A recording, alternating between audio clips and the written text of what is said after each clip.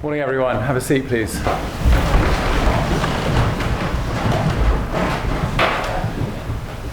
So, as many of you know, how we influence the present and our awareness of the conditions of the world that we live in are often influenced and contextualized by an understanding of the past, okay, and what's happened through history. So we've got a team of stigma-free presenters this morning. Really grateful and excited for them to come and share a little bit of that, some of that context of the past and how we can consider influencing the future. I think there's, as many of you know, there's so much work to be done in this area. We, as individuals, I think what we can do is look after the moments that are in front of our face. So that means with our peers in our classroom, what can we do to influence that environment? And so classroom by classroom, we build an effect and an impact in a community, and then things can spread from there. Okay, so please listen, be a great audience as you always are, and welcome Jewel, Angela, and Wakako from Stigma Free.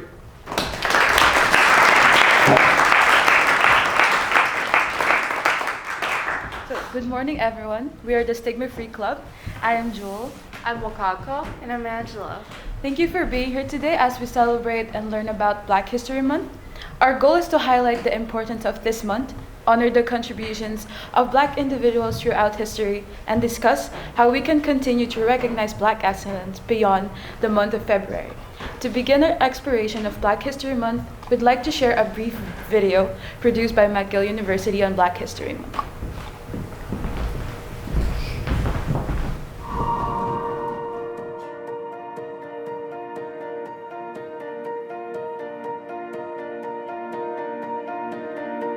What does it mean to celebrate being Black? Being Black is bringing pride and resilience into spaces where there was once avoidance and shame. To me, it is to share a legacy of struggle, creativity, perseverance, and the intersectionality that comes along with it. So no matter how far our homes may be, we will always be family. Our individual journeys brought us to McGill, but our shared canon identity brought us together. Celebrating being Black at McGill means thriving in a dynamic and supportive community. On peut s'épanouir académiquement, tisser des liens puissants et inspirer le changement. Being a student at McGill, I found it a lot easier to connect with students who are as ethnically ambiguous as me, and I think that's something worth celebrating. It's about celebrating our roots and what makes us unique. A celebration of our collective strength, our ancestral strength, our African blood. Being Black for me also means having pride in my own Malian heritage and culture. All the things that we are capable of, our past, our future, the journeys that have brought us to where we are today. Célébrer le fait d'être noir à McGill offre l'opportunité de se surpasser dans chaque environnement et de donner le meilleur de soi-même. It means community, joy, culture, innovation, all the things that we've developed over the years, celebrating them and understanding them, sharing our knowledge. Black History Month is a time where I can celebrate all the achievements and contributions that people have made in the past and present to shape what Canada is today. It's a celebration of heritage, an honor to our roots, and the incredible inspirational figures who fought for the chances and opportunities that we have today. I think that celebrating being Black means asserting oneself in a world that would rather displace you and asserting yourself proudly, right? Putting yourself in a heritage that cannot be taken away easily. It's interesting to see Black culture grow and to have people research, discuss, and teach further about it is what really matters during Black History Month. It's a reminder of the strength and beauty that lies within our community.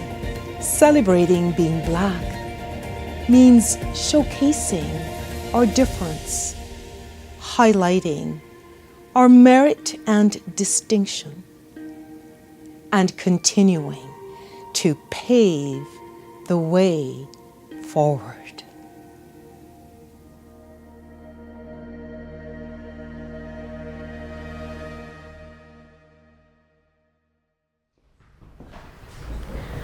So why is Black History Month important? Black History Month was first established in the United States in 1926 by Carter G. Woodson to recognize Black achievements that were often overlooked. It later became a month-long celebration in the US in 1976. In Canada, Black History Month was officially recognized in 1995 thanks to the efforts of Jean Augustine, the first Black woman elected to Parliament. Then in 2008, Senator Donald Oliver introduced the motion to formally recognize February as Black History Month nationwide and to acknowledge the contribution of Black Canadians to society. And each year, Black History Month has a specified theme. This year's Black History Month theme in Canada is Black Legacy and Leadership, celebrating Canada's history and uplifting future generations. This theme recognizes the lasting impact of Black Canadians through history and how their leadership continues to inspire future generations. Now, let's explore the stories of Canada leaders who have made incredible contributions to shape today's society. So Matthew da Costa was the first recorded free Black man in Canada. As a skilled interpreter and navigator, he helped European explorers like Samuel Champlain communicate with indigenous people. His language skill made him a key link in between cultures during early settlements. Though little is known about his life, his story proves that Black people have played a role in shaping Canada from the start. His legacy highlights a long history of Black contribution to the country. Next, we have Harriet Tubman, hero of the Underground Railroads. Harriet Tubman was a hero of the Underground Railroad, a secret network that helped enslaved people escape to freedom. Born into slavery, she escaped, but risked her life many times to return and guide others to safety. She helped around 70 enslaved people reach freedom and later worked as a spy and nurse for the Union Army during the Civil War. Even after slavery was abolished, she fought for women's rights. Her bravery and dedication made her one of the most influential figures in history. Next, we have Viola Desmond, the face of Canadian civil rights. Viola Desmond is often called Canada's Rosa Parks, but her act of defiance happened 9 years before Rosa Parks' famous bus protest. In 1946, she went to see a movie in Nova Scotia, but when she sat down in the whites-only section, she was told to move. She refused and was arrested, then fined. Instead of accepting this unfair treatment, she fought back, bringing national attention to Canada's racial segregation. Although she didn't win her case in court, her bravery helped pave the way for change. Decades later, Canada officially recognized her as a civil rights icon. In 2018, she became the first Canadian woman to appear on the $10 bill. Viola Desmond's story is a reminder that standing up against injustice, even alone, can inspire a movement. Here is a short video from Heritage Minutes for us to understand Viola's story more. All I wanted was to see a movie. One down, please. I can't sell downstairs tickets to you people. How dare they? I could afford to buy the more expensive ticket. I run my own business. But they refused to take my money.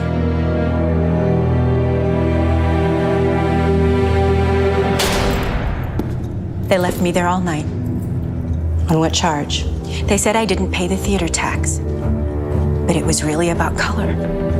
Sister Desmond, appeal this conviction and your community will stand behind you. Do you have any idea what this will do to us? So what are you going to do? Make it right. Viola Desmond's case inspired Nova Scotia's civil rights movement. She was pardoned 63 years later based on the injustice of her conviction.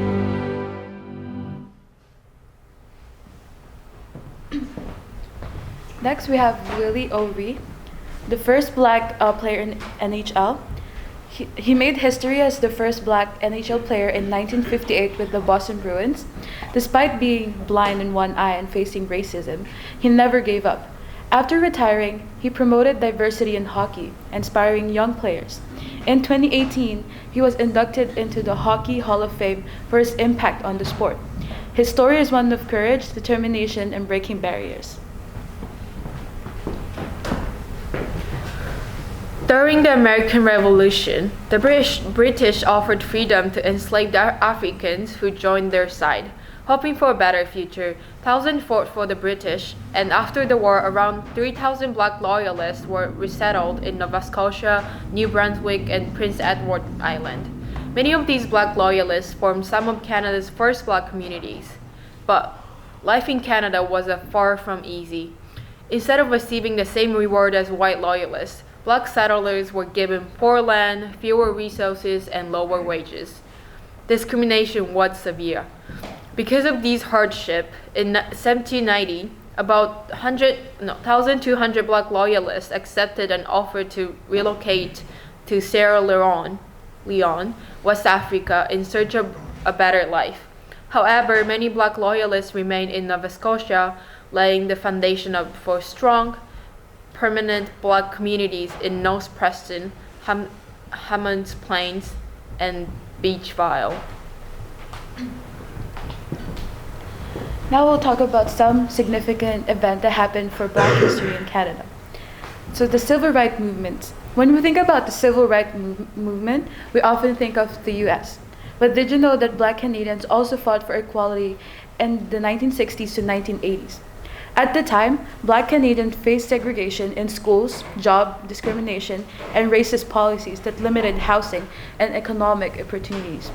Two key activists were Bromley Armstrong and Hugh Barnett.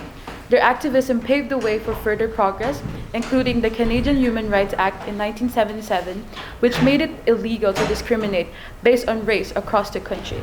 Thanks to their work, Black Canadians gained more legal protection and opportunities for equal rights.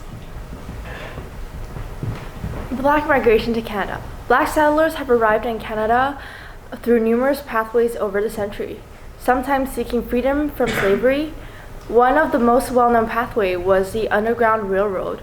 It was a secret network that helped enslaved African Americans escape to freedom, with thousands of enslaved African Americans traveling to Canada and settling primarily in Ontario. Sorry, guys. Although the majority settled in Ontario and Nova Scotia, British Columbia also became a significant point of destination for Black immigrants. In 1858, about 800 Black individuals left San Francisco, California due to discriminatory racial conditions. And individuals left and migrated towards a new life in British Columbia. This was encouraged by Governor James Dawes, who was himself a mixed-race heritage and supported British laws promised of equal treatment. About 400 Black families settled in Victoria and Salt Spring Island just before the Fast River Gold Rush. Now, here's another video from Heritage Minutes that highlights the incredible journey of those who escaped slavery through the secret network of safety houses and routes, the Underground Railroad.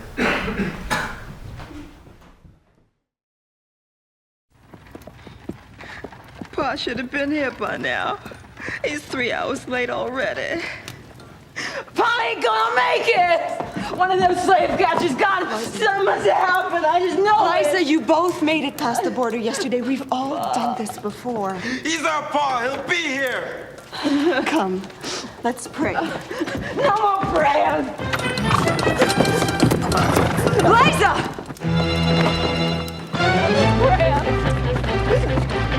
Liza!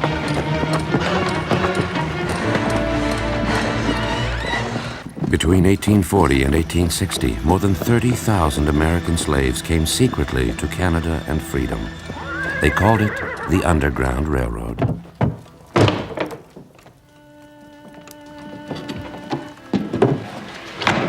Liza! Pa! Pa! We're free! Yes, Pa, we're in Canada! Let's see how much you've learned from this presentation. Answer the following trivia questions for a chance to win these lollipops. So, when did Canada officially recognize Black History Month? You want to go? 1995. Yes, 1995. The answer is B. Who refused to give up her seat in the segregated movie theater in Nova Scotia? You want to go? Yes. So the answer again is B. Yeah, a C. And then, you want to go? Why did Black settlers choose Canada as a destination for immigration? To escape slavery, discrimination, and restrictive laws in the U.S. Great. Whoa, guys, you guys are so good at this.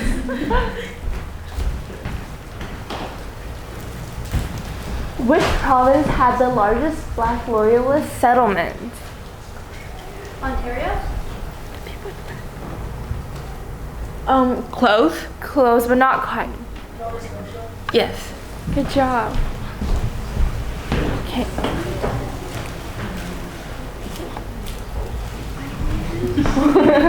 Whoops. Which of these historical figures helped hundreds of enslaved people escape to freedom on the Underground Railroad? Whoa, that's a lot of hands, the back. Harriet Tubman. Good job. That was a free giveaway, guys.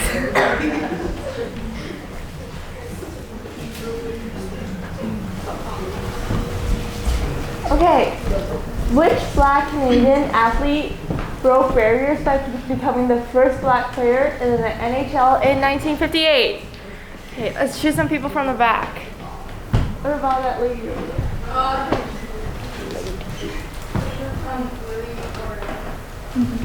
Yes, good job.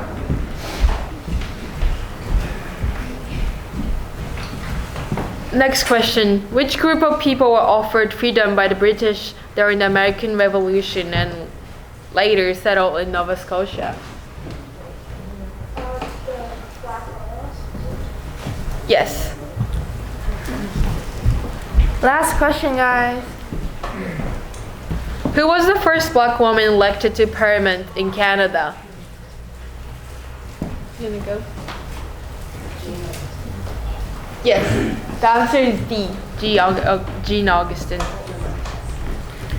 So, the things we learned from this presentation is that Black history is not just about the past. It shapes the present and the future.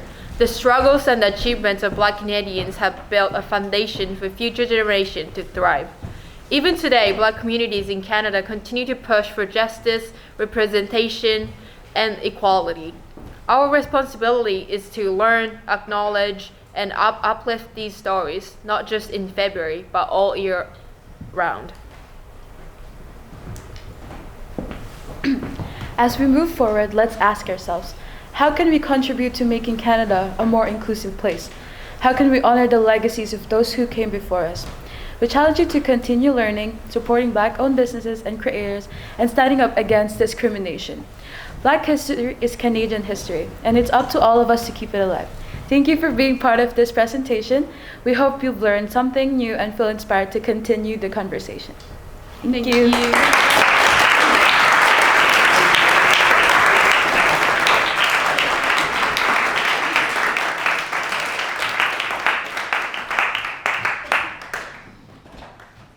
Terrific. Thank you so much to our presenters today, and it's great to see in the quiz. I think everyone was listening closely, and thank you for getting involved at the end there with those answers. The Underground Railroad I didn't know about the Underground Railroad until I came to Canada, and it was actually in a social studies class when I was teaching in my first practicum at Cowichan High School that I had to teach the Underground Railroad. That was my first ever unit that I taught. So I was obviously learning as I went, but having arrived relatively recently to Canada myself, I just was picking up all these sorts of messages from the communities that I was a part of, the different people I was talking to about that desire for this country to be an inclusive place and to be welcoming to all. And I definitely felt that arriving here. And we know we've got a long way to go, but I think we are lucky to be a part of this country and to live in Canada. But let's embrace it, and let's learn from the past, and let's move forward as well as we can as a community and in embracing each other. We're going to watch a performance. We're not going to sing today, but we're going to watch a performance. For those of you who like Michael Jackson, you are going to notice Michael Jackson in this performance. He is about your age. He might be slightly younger. He might even be grade 6 during this performance. I think he's in and around that. Someone can correct me. But you'll recognize the tune. This is the Jackson 5.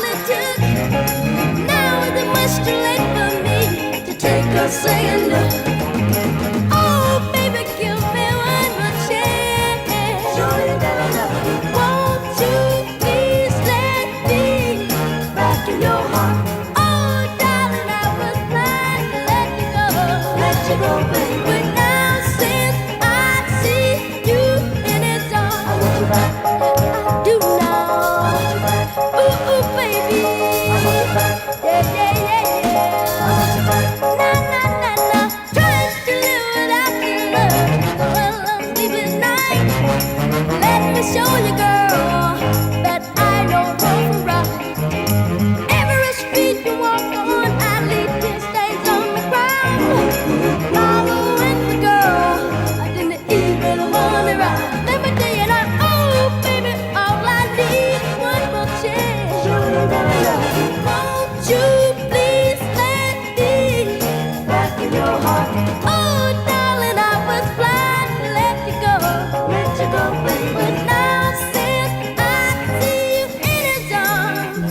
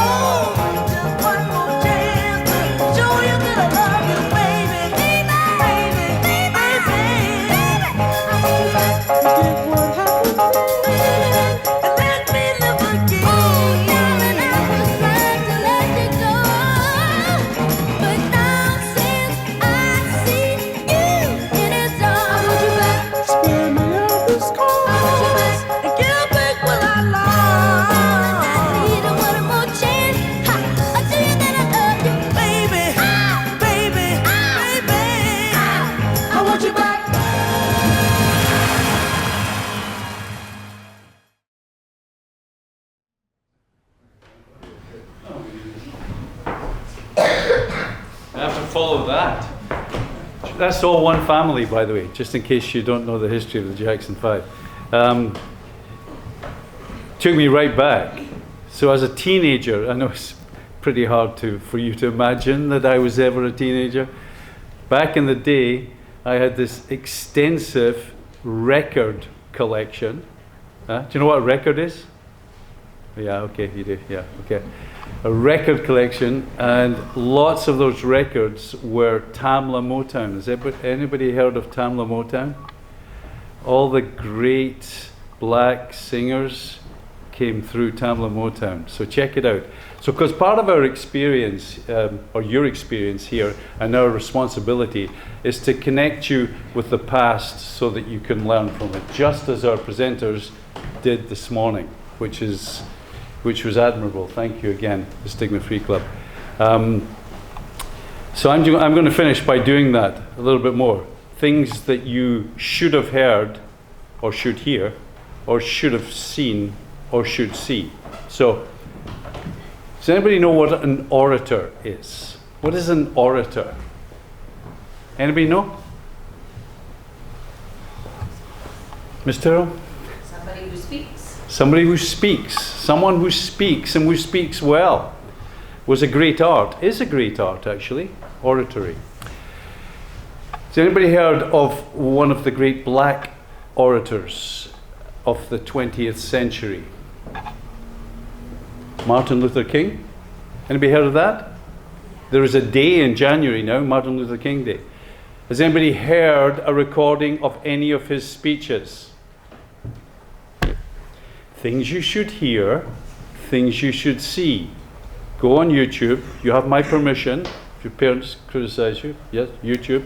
Mr. Robertson said it was okay to listen to Martin Luther King's speech. I Have a Dream, for example, which is the sentiment that any of the idealists in the gathering have. I have a dream. And I won't spoil it for you by telling you the rest of it, but it's definitely something. And then a little bit later than that, has anybody heard of The Power of One? Has anybody read the book, The Power of One? Oh, cool. Excellent. Really good book. Yeah? Seen the movie, The Power of One? Wow. Okay, so now your assignment is to look up Martin Luther King, I Have a Dream speech, check out the book, The Power of One, and if not, check out the movie, The Power of One. I guarantee you'll enjoy it. It's the power of one individual to change the world around him. But it's actually about racism as well. So, and it's very powerfully done. So, and Mr. Monroe touched on that earlier on. That's what it's all about. That's That's what our responsibility is, to make the world a better place every day in whatever way we can. And respecting each other's ethnicities is a huge part of that. And it's really important to us at QMS. So keep up the good work. Thank you.